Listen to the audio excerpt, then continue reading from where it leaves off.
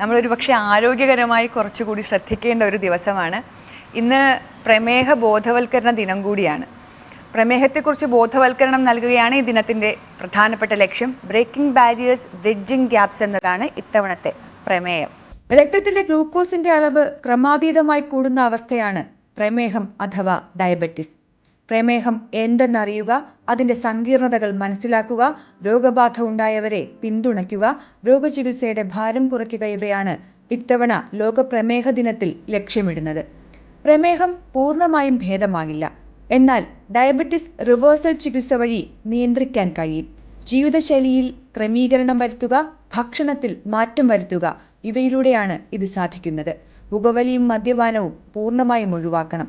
ഒപ്പം വ്യായാമം ജീവിതശൈലിയാക്കി മാറ്റുക. പ്രമേഹം ഹൃദ്രോഗ സാധ്യത കൂട്ടും.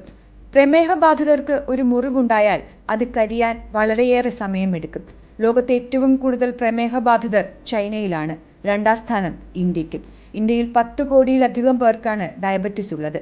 മലയാളികളിൽ 3-ൽ 1 ഡയബറ്റിസ് ഉണ്ടെന്നാണ് കണക്ക്. പ്രമേഹത്തിനൊപ്പം കൂടിയ രക്തസമ്മർദ്ദം ഉണ്ടാകാം. Cholesterol, fatty liver, polycystic ovary, വന്ധ്യത അങ്ങനെയുള്ള വില്ലന്മാരും എത്തും.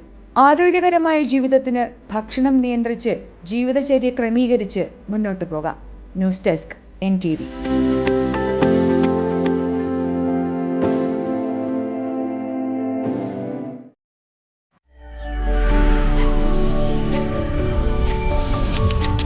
NTV UAE to the world.